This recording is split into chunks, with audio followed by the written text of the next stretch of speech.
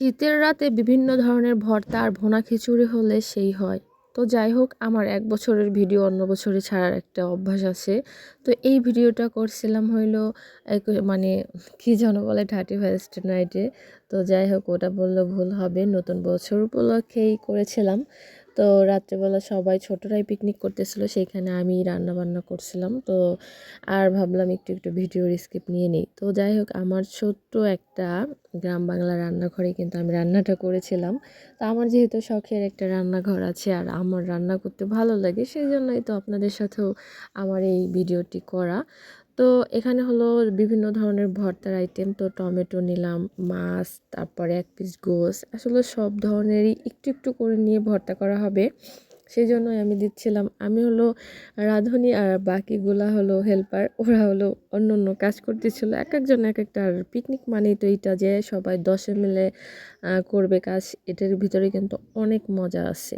ছোটবেলায় আসলে এইভাবে পিকনিক কে করছেন কমেন্ট বক্সে কিন্তু সবাই বলে যাবেন। আর এখন তো সবাই করে। আগে তো আমরা মানে চড়ুইভাতি, জুলাভাতি কত কিছু বলতাম। এখন পিকনিক মানে শুদ্ধভাবে বলি। তো খুবই মজা লাগে এইসব। মাঝে আসলে ছোটোবেলার শৈশবের স্মৃতিচারণ করতে কিন্তু বেশ মজা লাগে। আর এসব না করলে হয়তো বা মনে হয় যে শৈশবটা একদমই কেমন যেন ছিল, ফ্যাকাশে সাদা কালো একটা। তো যাই হোক, রঙিন জগতে যদি রঙিনভাবে কিছু না করা হয় সেটার মজা কি আর পাওয়া যায়? আগে হয়তো বা এত কিছু ছিল না, যারা আগে পিকনিক করতো। এখন আমাদের সময় কিন্তু অনেক কিছু আছে, আরও আপডেট হবে। তো এখানে হলো খিচুড়ির জন্য আমি চাউল ডাউল সব কিছু দিয়ে হাতে সুন্দর করে মাখানো করব।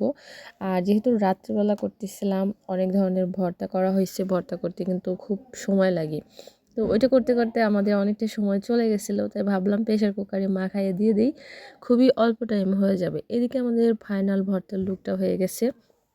তো এখন আমি সবাইকে পরিবেশনার পালা, সবাইকে একটু করে ভাগ করবো। আর এখানে কিন্তু সবার সমান পরিমাণে দেয়া, তারপর আবার সমানভাবেই আমরা ভাগ করি, যেন কেউ বলতে না পারে একজনে বেশি খাইছে আর একজনে কম খাইছে। দরকার নয় ভাই, এই দায় ঘাড়ি নিয়ে জেলখানায় যাওয়ার।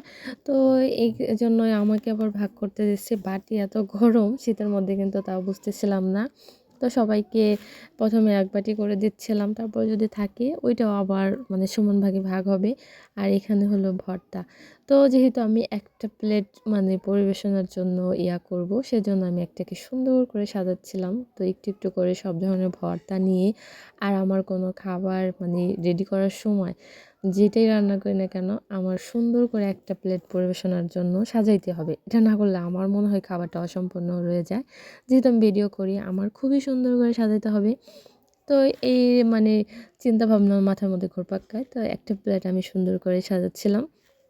আর এইখানে হলো সবাইকে আবার সবাই সমান ভাগে দিচ্ছিলাম। কে কোনটা খাবে এটা জিজ্ঞেস করা হচ্ছিল। অনেকে অনেক কিছু খায় না। তো যাই হোক, আমরা কিন্তু আজকে খুবই মজা করছি নতুন বছর উপলক্ষে। রাত্রেবেলা সবাই মজাদার গরম খিচুড়ি রান্না করছি। তো এভাবে মাঝে করা যাবে, কি বলেন? আর দেখেন কি যে সুন্দর একটা প্লেট। তো এরকম একটা খাবার প্লেট যদি সামনে থাকে আর কি লাগে? কোথায় কাকচি বিরিয়ানি? এটাই আমাদের কাছে বেস্ট। সবাই ভালো থাকবেন। আল্লাহ হাফেজ।